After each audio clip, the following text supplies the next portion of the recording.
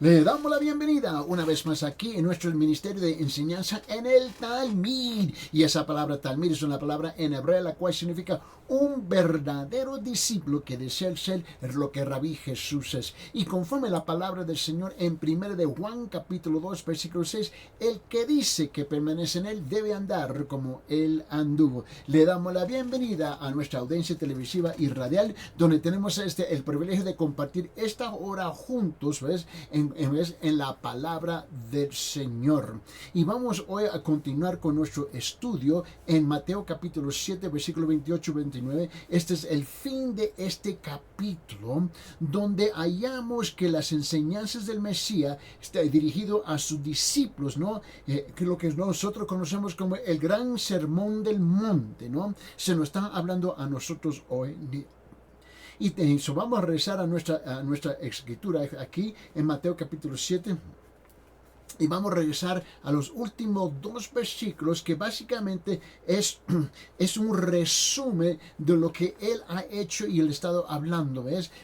Del versículo 1 hasta el 27. Después que él le da tremendas enseñanzas profundas y prácticas, ¿no? A sus discípulos y a la audiencia que estaba rodeando a los discípulos y por extensión por la palabra escrita hacia nosotros hoy en día, ¿no? En detalle, capítulo 5, capítulo 6, capítulo 7, ¿no? Llegamos a este punto de entender la enseñanza de Jesús y su influencia, la influencia del Señor a través de su enseñanza en la vida de los discípulos y de la misma forma, de la misma manera con nosotros igual. Vamos a rezar y leer aquí versículo 28-29, que son los últimos dos versículos, y no se olvide que nosotros enseñamos la palabra expositivamente, que quiere decir versículo por versículo, frase por frase, y sí, algunas veces palabra por palabra, con el propósito singular de profundizarnos en los detalles de la palabra para ser un mejor reflejo de la persona de Jesucristo aquí en la tierra. Vamos a leer versículo 28. Cuando Jesús terminó estas palabras, ¿qué palabras? Capítulo 5, capítulo 6, capítulo 7 de Mateo. Y dice, cuando Jesús terminó estas palabras, las multitudes se admiraban de su enseñanza, porque les enseñaba como uno que tiene autoridad y no como sus escribas. Y no como sus escribas. Ahí está uno de los puntos, ¿no? Punto saliente aquí, que este pueblo estaba admirado en su enseñanza, en la profundidad y en la complicidad y la simplicidad a la misma vez de la enseñanza del que llegaba al grano, que llevaba al corazón de la audiencia, y también el pueblo había reconocido que él no enseñaba igual como los escribas. Y así es igual con muchas iglesias. Hay pastores que son dinámicos y profundos en su palabra, pero son muy pocos. Los demás se pueden categorizar igual como los escribas, que eran súper religiosos, pero no vivían lo que estaban predicando. Y note que aquí jamás alguien enseñó como Jesús, jamás. ¿No? Jesús en efecto fue un maestro tan vigoroso que muchas personas niegan la deidad de Jesús. Todavía entregan su vida al ministerio de enseñanza del Señor, ¿no? Y pocos niegan la fuerza de su habilidad como maestro y la fuerza de su ética. Además de estos, ¿no? Están los que creen que Jesús realmente es el Hijo de Dios. Para estos no hay quien se compare a Jesús como persona o maestro. Y te recuerda que en los últimos 2 días que hemos estado enseñando sobre este tema, te dije que íbamos a dividir esta sección de escritura, versículo 28-29, en 2 puntos en particular. Punto número 1, la influencia. La gente se admiraba en la forma y con la profundidad que él hablaba y enseñaba. Punto número 2, el motivo. Jesús enseñaba con tremenda autoridad. Y es importante que nosotros captamos esa realidad. Mira, Y para eso te recuerda que comenzamos a utilizar el libro de Santiago, ¿te recuerda eso? Y ahí fuimos en Santiago capítulo 4 versículo 1 al 6. Y es ahí donde nosotros queremos regresar en Santiago capítulo 1 al 6. ¿Por qué? Porque aquí comienza a dar los puntos, como digo yo, los puntos los puntos prácticos del por qué mucha gente que hoy en día en particular, hoy en día, cómo es que nosotros podemos escuchar la profundidad, las tremendas verdades que Jesús enseña y aún todavía caminar como estamos caminando, como si Él nunca hubiera hablado, nunca hubiera nacido, nunca hubiera descendido del trono del Padre Celestial, llegado a esta tierra, ¿ves?, para salvar nuestras almas. Y así están muchas gentes. ¿Por qué? Porque están perdidos en el afán de la vida. Y ese es un problema muy, muy grande. Por favor, ahora lo que queremos hacer es utilizar, vincular lo que está diciendo en versículo 28, 29, Mateo capítulo 7, y lo vamos a relacionar con Santiago capítulo 4, versículo 1 al 6. Vamos a abrir nuestras Biblias y regresar ahí. Y mira lo que dice del versículo 1 al 6, Santiago capítulo 4. ¿De dónde vienen las guerras y los conflictos entre vosotros? ¿No vienen de vuestras pasiones que combaten en vuestros miembros, en vuestro interior? Codiciáis y no tenéis. Por eso cometéis homicidio. Sois envidiosos y no podéis obtener. Por eso combatís y hacéis guerra. No tenéis porque no pedís. Pedís y no recibís. ¿Por qué? Porque pedís con malos propósitos para gastarlo en vuestros placeres. Oh, almas adúlteras. ¿No sabéis que la amistad del mundo es enemistad hacia Dios? Por tanto, el que quiere ser amigo del mundo se constituye enemigo de Dios. ¿O penséis que las Escrituras dicen en vano? Él celosamente anhela el Espíritu que ha hecho morar en nosotros. Pero él da mayor gracia. Por eso dice, Dios resiste a los soberbios, pero da gracia a los humildes. Y la última vez que estuvimos juntos, estuvimos hablando que íbamos a dividir esta sección de escritura, ¿ves?, en Santiago capítulo 4, versículo 1 al 6, ¿ves?, en 5 puntos en particular. Y le había dicho punto número 1, hablando de la lujuria. En otra palabra, la pasión. La pasión por el placer y la gratificación que combaten en nuestro cuerpo y en sus miembros, ¿no? Y eso está en versículo 1, Santiago capítulo 4. Y luego habíamos el segundo punto es la desconfianza, buscar algo y nunca confiar en Dios o pedírselo a Dios. Es interesante que las Escrituras se está dirigiendo a aquellos que dicen que son creyentes, se está dirigiendo a ellos, a los que dicen que son creyentes, a ellos, no a los incrédulos. El tercer punto aquí es que orar incorrectamente, orar con el motivo incorrecto. Eso fue en versículo 3. Y luego punto número 4, la mundanalidad. La mundanalidad, ¿no? Amistad con el mundo, y eso está en versículo 4. Y por fin, ¿ves?, en la conclusión es la cura. ¿Cuál es la cura de todo esto? Es versículos 5 y 6. Y estuvimos hablando sobre que primeramente es la lujuria, es la lucha que tenemos, ¿ves? Y eso era lo que estuvimos hablando. Segundo, estuvimos hablando, ¿ves?, sobre esta idea en versículo 2 de Santiago capítulo 4, ¿no? Del deseo, ¿ves? La desconfianza que tenemos nosotros muchas veces en las cosas del Señor.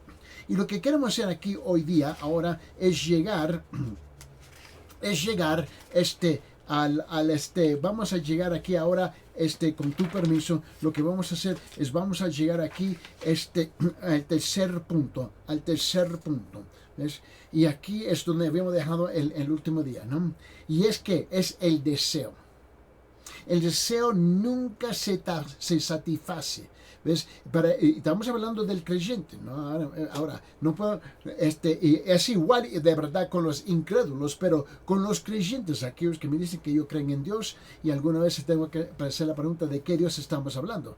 En qué Dios están hablando y qué de él lo que ellos creen. Pero estamos hablando, nos estamos dirigiendo porque Santiago se está dirigiendo a los creyentes en la dispersión, que estaban siendo perseguidos y estaban huyendo por sus vidas. Él se está dirigiendo a ellos, ¿no? El deseo nunca se satisface, nunca se puede satisfacer sin contar con Dios. Y ese es el punto que muchos creyentes pierden, ¿eh? Una persona debe confiar en Dios y apelar a Dios, ¿no? Para satisfacer sus deseos. Por esa razón él dijo aquí en Santiago, no tenéis lo que deseáis porque no pedís. Y es interesante que Santiago toma los conceptos que Jesús estaba enseñando en Mateo 5, 6 y 7 y él le da un tremendo resumen aquí en los primeros 6 versículos de Santiago capítulo 4. Ahora, hay 3 razones, ¿no?, por las cuales confiar y apelar a Dios es absolutamente necesario para satisfacer los deseos del corazón. Punto A, o el primero, es los anhelos, ¿no? El anhelo más grande es incontrolable, ¿ves? Del hombre es espiritual. Escucha. El anhelo más grande y incontrolable del hombre es espiritual. Ese es el problema más grande que nosotros tenemos, ¿no? Dios ha hecho al hombre como un ser espiritual, un ser que es inquieto hasta que su espíritu se encuentra en paz con Dios. Puede ser que el hombre niegue, ignore, descuide o rechace esto. No obstante, la negación de la verdad no hace desaparecer la verdad. Dios ha hecho al hombre un ser espiritual, un ser con un alma que anhela la satisfacción espiritual. Por esa razón andamos corriendo por aquí y corriendo por allá, tratando de satisfacer, ¿ves? Nuestras almas con un sinfín de cosas materiales, ¿ves? Y canales. Y todavía no estamos satisfechos. ¿Por qué? Porque no hemos despertado que el asunto no es material. El asunto no es carnal. El asunto es espiritual. La segunda cosa es que los anhelos y deseos espirituales del hombre no pueden satisfacerse con las cosas físicas y materiales. La experiencia del hombre es la siguiente: existe algo dentro del hombre que desea y anhela cada vez más y más, y lo que no se da cuenta es que él tiene algo en su espíritu que desea y él está tratando de satisfacerlos con las cosas a lo contrario. ¿Y cómo se obtiene cada vez más? El deseo no disminuye, crece. Aún anhela cada vez más y más. Los anhelos del hombre nunca se satisfacen, ¿ves? Tienen que ser controlados, ¿no? Si el hombre alimenta sus anhelos y continúa alimentándolos cada vez más, finalmente termina consumido. ¿Por qué? Por sus deseos. Y el problema es el siguiente: el hombre interpreta, ¿no?, equivocadamente aquello que anhela. Es un anhelo interno, ¿no? Y un anhelo espiritual que lo atormenta. Por eso nada físico puede satisfacer ese anhelo espiritual. Algo físico es de la tierra. Físicamente es de la tierra, no es del cielo espiritual. Solo se puede satisfacer el anhelo, ¿no?, espiritual con algo espiritual, solo con el Espíritu de Dios. Pero todavía no se da cuenta. Y las cosas físicas, ¿no?, solo dejan al hombre insatisfecho. Lo deja, como digo, insaciable. Lo deja incompleto. Lo deja aún hambriento, aún sediento de placer. Por eso él busca más y más y más. ¿Pero por qué? ¿Por qué es así? Porque no provinieron de Dios.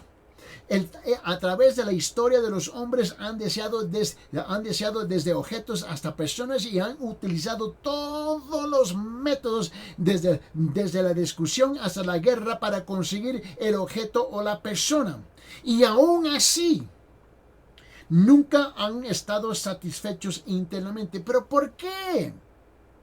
Porque lo que deben buscar, porque lo que deseaban nunca lo buscaron por medio de Dios, ni provino de Dios. Y esta es la lucha, el problema más grande del hombre, si es que somos honestos, y ojalá que sí, es espiritual. Pero muchas veces fallamos en identificar, ¿ves?, qué es esa cosa. Y buscamos por allá, y buscamos por allá, buscamos por toda parte, y no nos damos cuenta que el problema es espiritual.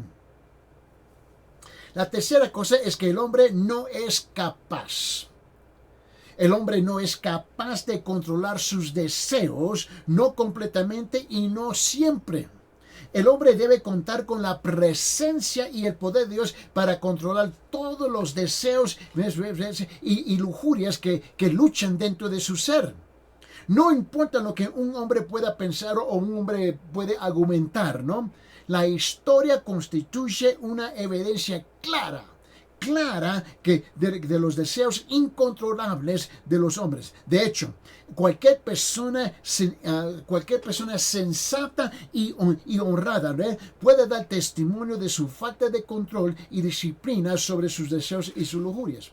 Ahora, nosotros tenemos la tendencia, nosotros corrompemos nuestra mente, nuestros pensamientos, nuestro cuerpo. Y herimos, afectamos, y herimos y afectamos y destruimos a otros por nuestros deseos y lujurias descontroladas. Y todos nosotros saben, mira, todo el mundo sabe lo que yo estoy hablando, porque todos hemos sido recipiente de eso, pero también hemos sido gente que hemos compartido eso con otros, ¿no? Son nuestros deseos y lujurias descontrolados los que nos llevan a la tumba muchas veces.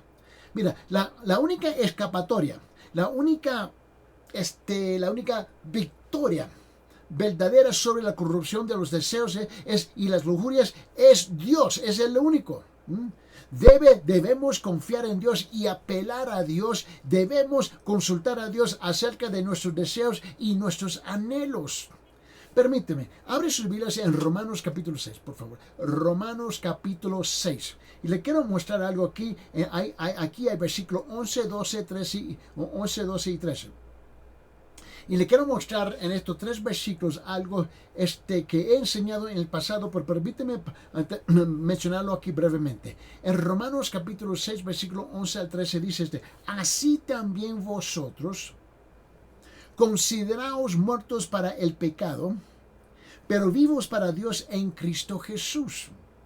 Por tanto, no reine el pecado en vuestro cuerpo mortal para que no obedezcáis sus lujurias, ni presentéis los miembros,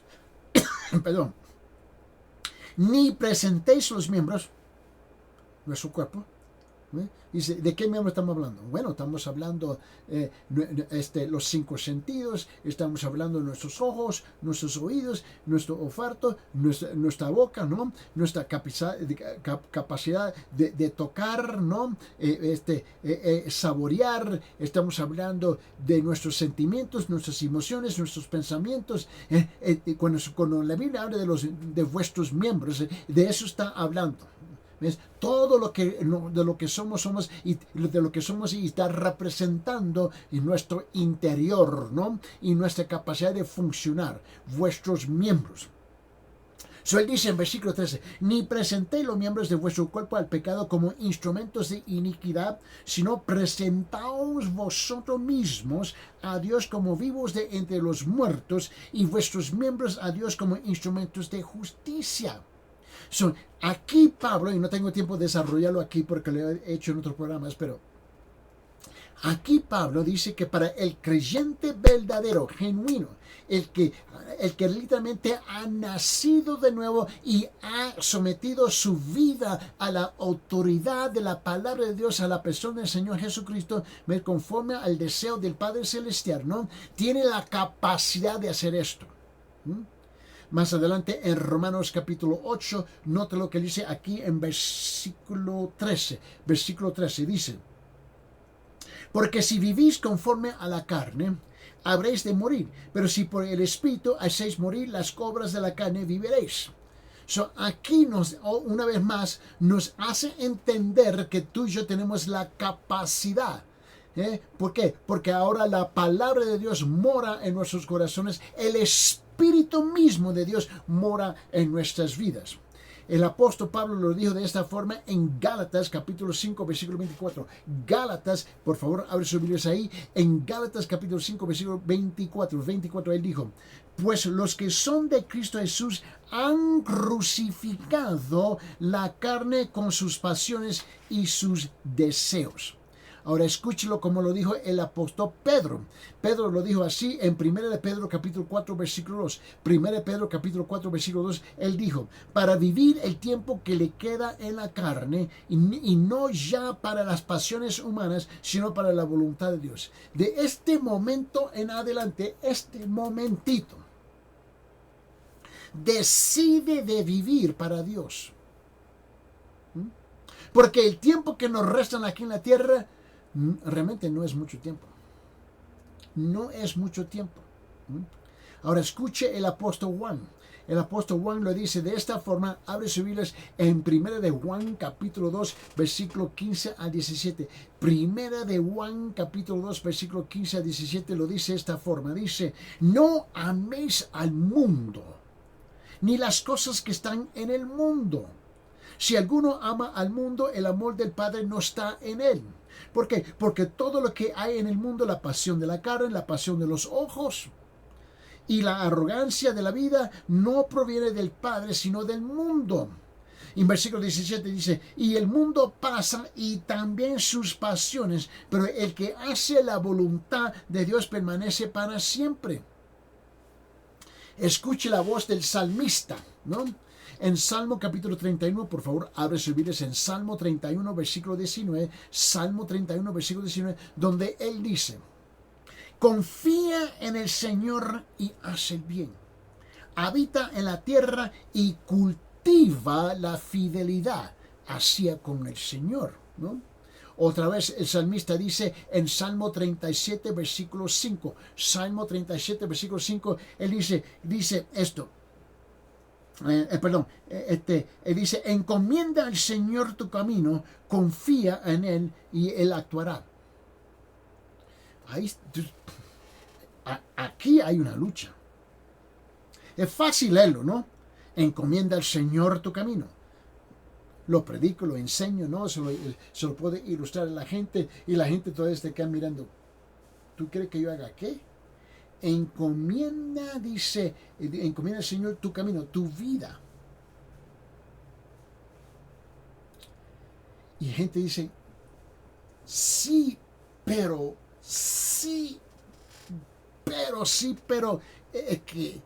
porque mira, mucha gente dice: yo tengo fe en Dios, yo confío en Dios, pero la realidad es cuando llega el momento dado, ¿ves? Prefieren actuar, ¿ves? Que orar y esperar en el Señor, ¿no?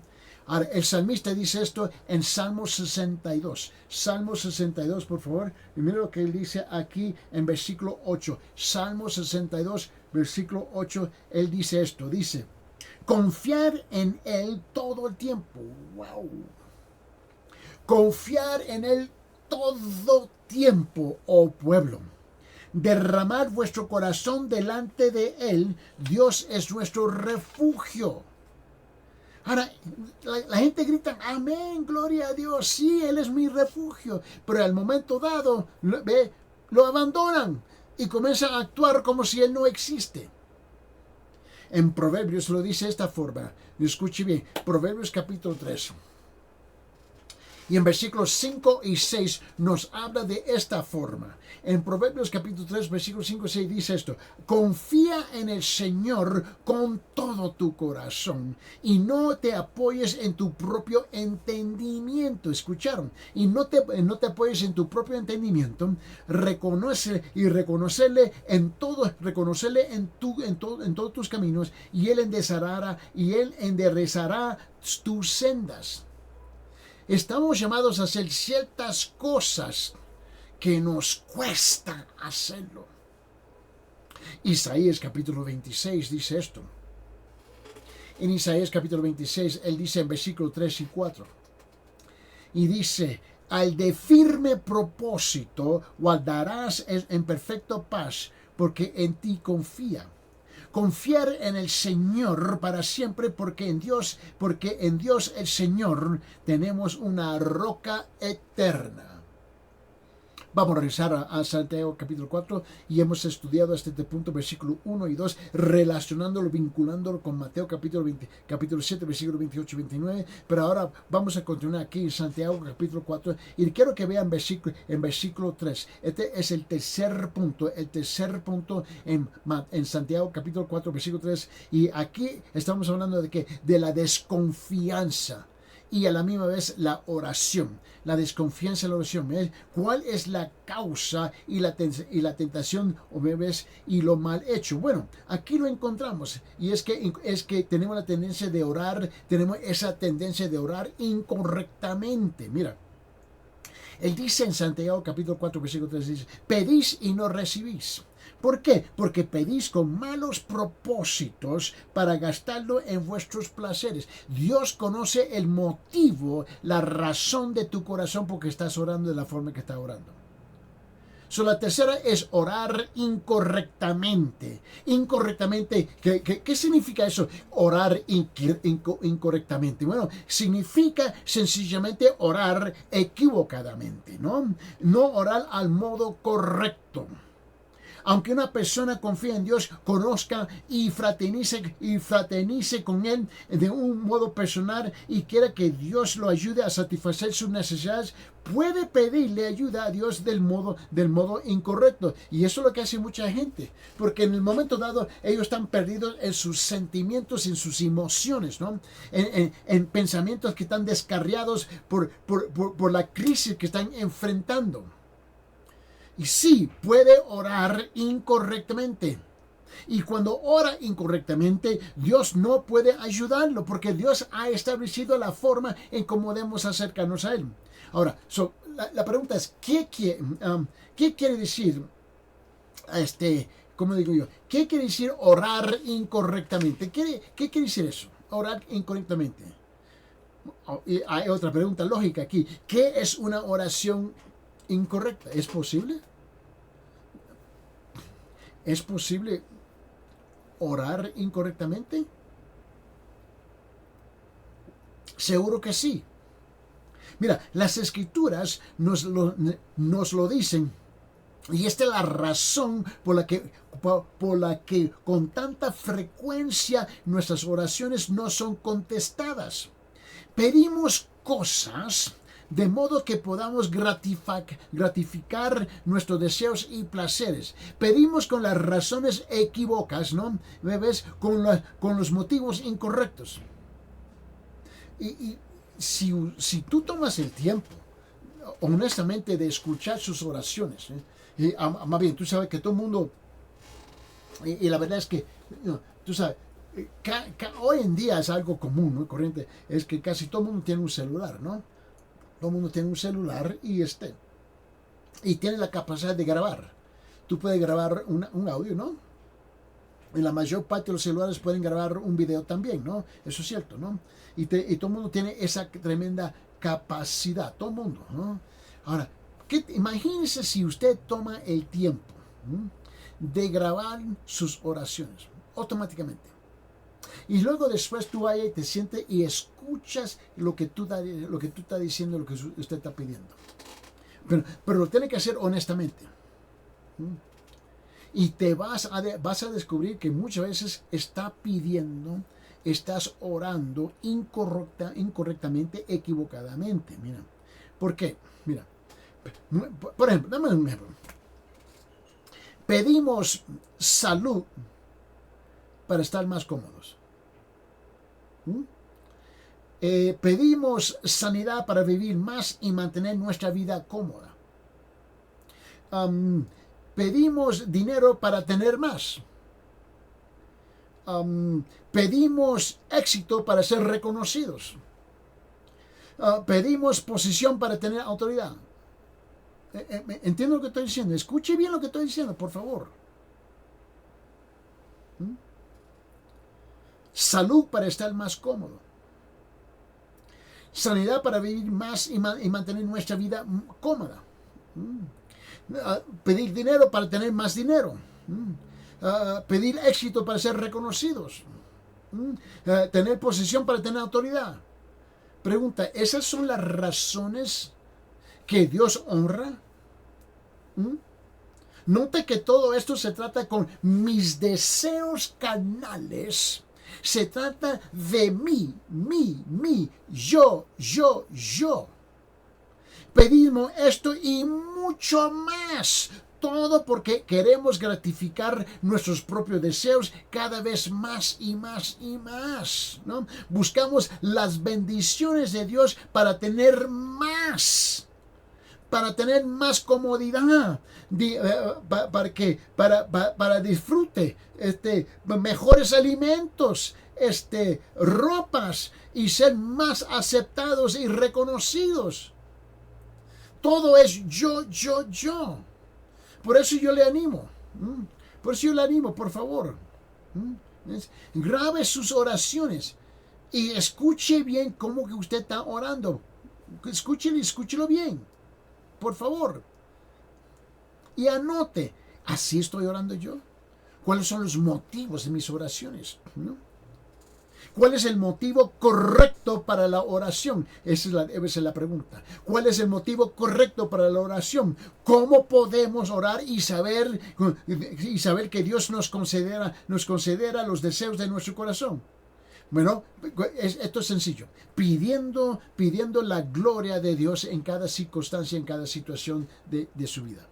Pidiendo la gloria de Dios. Mira, cuando una persona quiere algo de Dios, debe quererlo de modo que puede glorificar a Dios. Siempre debemos recordar que lo que Dios busca es comunión. Dios busca comunión con nosotros. Él busca fraternidad con nosotros. Que nos acerquemos cada vez más y más a Él. ¿Por qué? Aprendiendo cada vez más de Él y adorándole y sirviéndole cada vez más y más. Así es como Dios se glorifica. Andando cerca de Él y honrando y alabando su nombre. Porque, mira, por consiguiente, si queremos algo de Dios, ¿no? Debemos quererlo, ¿ves? Para poder glorificarlo, para poder acercarnos más a Él y darle conocer más a otros. ¿Cuál es el propósito por qué estamos orando? ¿Qué es lo que estoy pidiendo? ¿Cuál es el motivo? ¿Cuál es el propósito, el objetivo de todo esto? Mira, la primera cosa, que tenemos que reconocer, que si una persona quiere salud, si una persona quiere fuerza, si una persona quiere vida, o un testimonio, o una persona quiere un testimonio fuerte, debe ser para poder glorificar a Dios. Mira, hay mucha gente que dan testimonios, ¿no? Y el testimonio no glorifica a Dios, no honra a Dios, no exalta a Dios. En medio del testimonio está elogiando a la misma persona que está compartiendo el testimonio. Lo debe pensar cuidadosamente. Mira, abre su Biblia en Mateo capítulo 5. Y en Mateo capítulo 5 dice esto en versículo 16. Mateo 5, 16 dice: así brille vuestra luz delante de los hombres. Dice, para que vean vuestras buenas acciones y glorifiquen, dice, y glorifica, ¿ves? A vuestro Padre que está en los cielos. Abre sus Biblias en 1 Corintios capítulo 6, versículo 20. 1 Corintios capítulo 6, versículo 20, donde él dice, pues por precio habéis sido comprados. Wow, escuche bien. Por precio habéis sido comprados, por tanto glorificar a Dios en vuestro cuerpo y en vuestro espíritu, los cuales son de quién, son de Dios. Y la segunda cosa que tenemos que considerar es que si una persona quiere fructificar, ¿no?, en su vida, ¿ves?, y en su trabajo, y en su iglesia, en su tierra, debe ser para poder glorificar a Dios. Mira lo que dice, abre su Biblia en Juan capítulo 15. San Juan capítulo 15 en versículo 8. San Juan capítulo 15 versículo 8 dice esto. En esto es glorificado mi Padre, en que deis mucho fruto y así probéis que sois mis discípulos. En Romanos capítulo 15 lo dice de esta forma. En Romanos capítulo 15, nota lo que dice en versículo 6. Dice, para que unánimes a una voz glorifiquéis al Dios y Padre de nuestro Señor Jesucristo.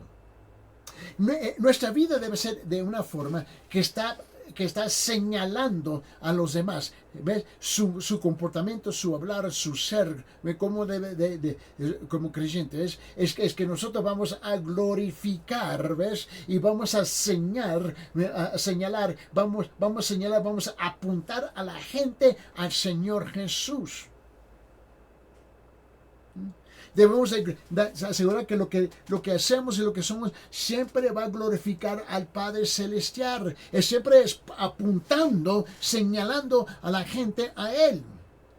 Y lamentablemente lo que hacemos muchas veces es señalarlos y apuntarlos a nosotros. Y la tercera cosa es que si una persona quiere satisfacer las necesidades básicas de la vida,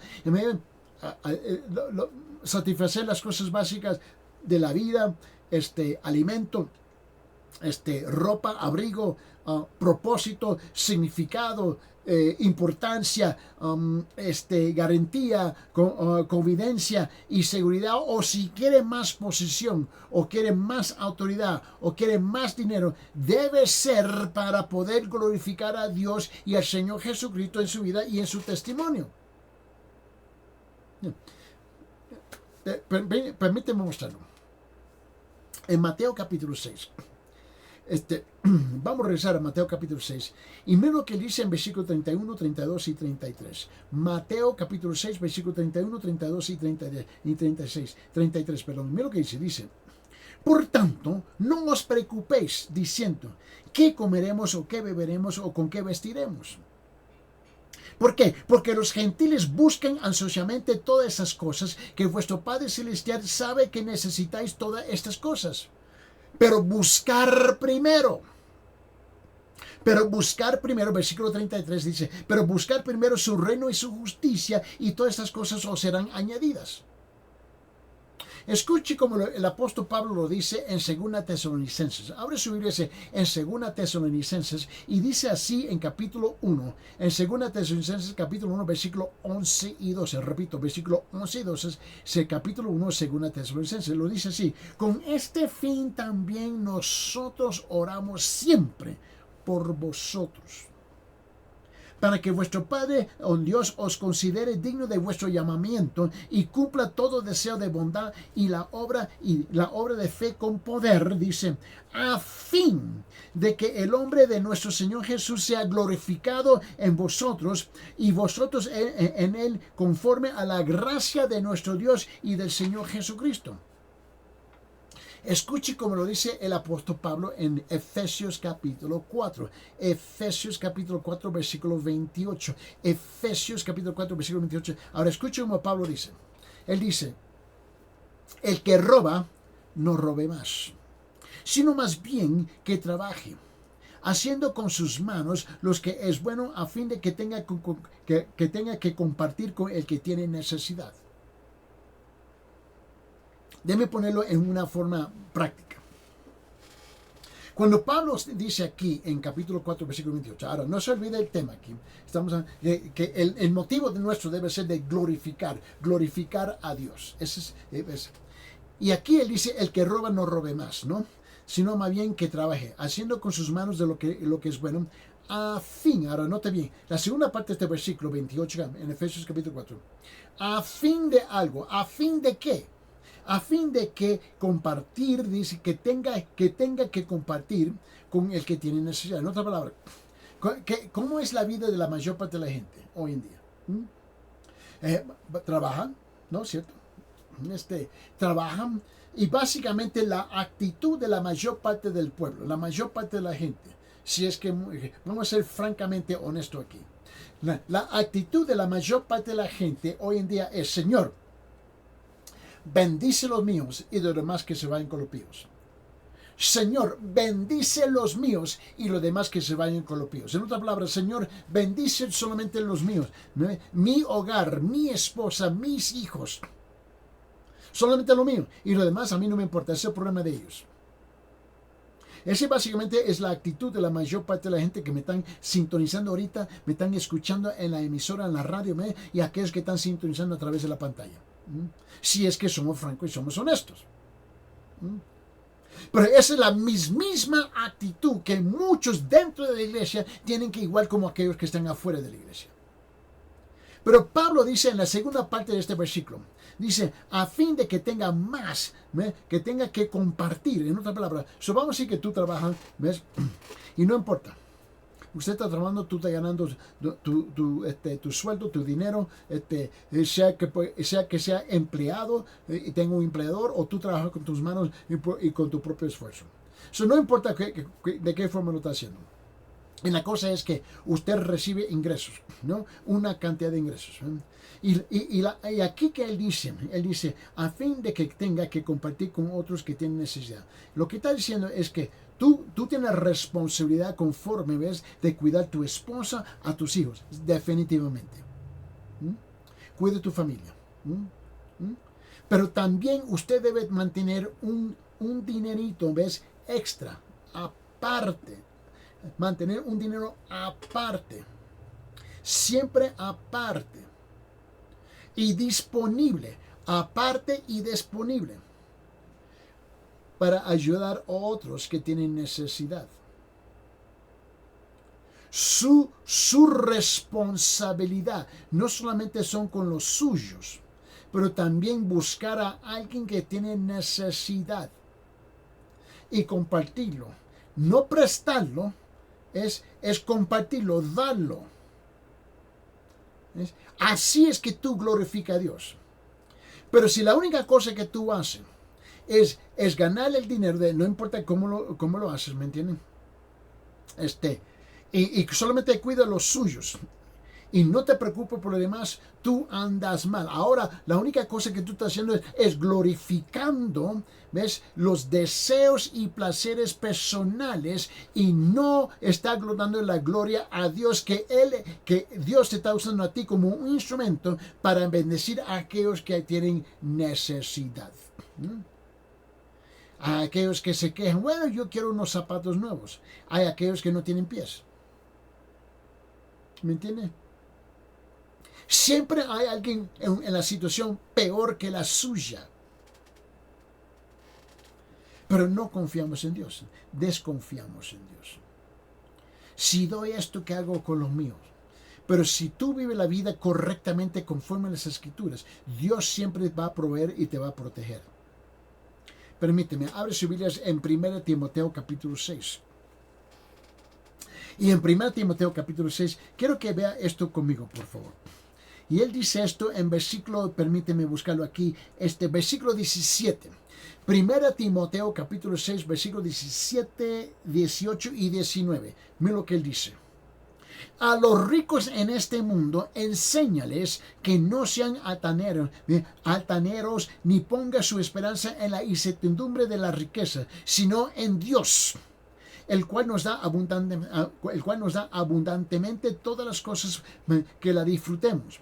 Enséñales que hagan bien, que sean ricos en buenas obras, generosos y prontos a compartir, acumulando para sí el tesoro de un buen fundamento para el futuro, para que puedan echar mano de lo que en verdad es vida. Ese mismo consejo se nos aplica a cada uno de nosotros. Abre su Biblia en primera de Juan capítulo 5, en la primera epístola de Juan capítulo 5, y nota lo que dice el Señor a través del apóstol Juan en versículo 14 y 15. Versículo 14 y 15. Dice, y esta es la confianza que tenemos delante de Él. Si pedimos cualquier cosa conforme a su voluntad, Él nos oye. Y sabemos que Él nos oye en cualquier cosa que pidamos. Sabemos que tenemos las peticiones que le hemos hecho. Ahora, en el tiempo que nos resta, vamos a punto número 4 en Santiago capítulo 4. En Santiago capítulo 4, versículo 4, por favor, abre sus Biblias ahí. Santiago capítulo 4, versículo 4. Y hablando de la mundanalidad. ¿No me ves? ¿Cuál es la causa de la tentación y el mal hecho? ¿Cómo es posible que escuchamos las palabras de Jesús y todavía actuamos igual? Él dice en versículo 4, Santiago capítulo 4, dice, oh almas adúlteras, wow, oh almas adúlteras. Escuche, se está dirigiendo a los creyentes. ¿No sabéis que la amistad del mundo es enemistad hacia Dios? Por tanto, el que quiere ser amigo del mundo se constituye enemigo de Dios. La cuarta es la mundanalidad, ¿no? Santiago usa un lenguaje fuerte, wow. Llama a las personas adúlteras. ¿Quién quiere escuchar esas palabras? Yo no. Yo no conozco a nadie que quiere escuchar esa palabra, ¿no? Mira, ¿sabe lo que quiere decir? Quiere decir dos cosas. Primeramente, ser adúltero, ¿no? Quiere decir que una persona es culpable de adulterio espiritual. Jesucristo tiene en la más alta estima su relación con nosotros. Nuestra relación con Él debe ser cercana y solo se puede describir con la cercanía e intimidad del matrimonio. Así es que quiere el Señor una relación con nosotros. De hecho, nuestra relación con Cristo puede ser incluso más cercana y puede ser más significativa, ¿no?, que el matrimonio. Debemos conocer, creer y comprender a Cristo tal como debemos conocer y creer y comprender a nuestro cónyuge. Pero con Cristo el lazo y la relación es mayor que los que podamos tener con cada uno de nosotros como hombres y mujeres aquí en la tierra. Jesucristo realmente vive dentro de nuestro cuerpo en la persona del Espíritu Santo.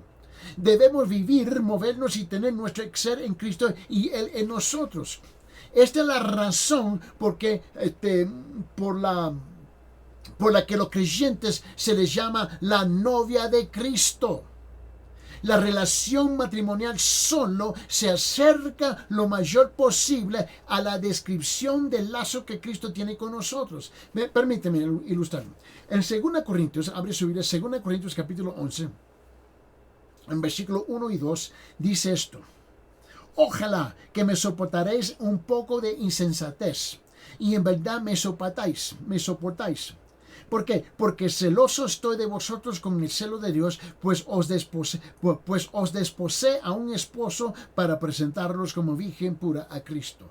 Esta fue la palabra de Pablo hacia la iglesia de los Corintios, ¿no? En Efesios, por favor, abre su Biblia en Efesios capítulo 5 y mira lo que le dice así. Una vez más, es el apóstol Pablo que está hablando. Y él dice en Efesios capítulo 5, comenzando el versículo 24 hasta el versículo 28, 24 hasta 28, Efesios 5, él dice, pero así como la iglesia está sujeta a Cristo, también las mujeres deben estarlos a sus maridos en todo. Maridos, amar a vuestras mujeres, así como Cristo amó a la iglesia y se dio a sí mismo por ella.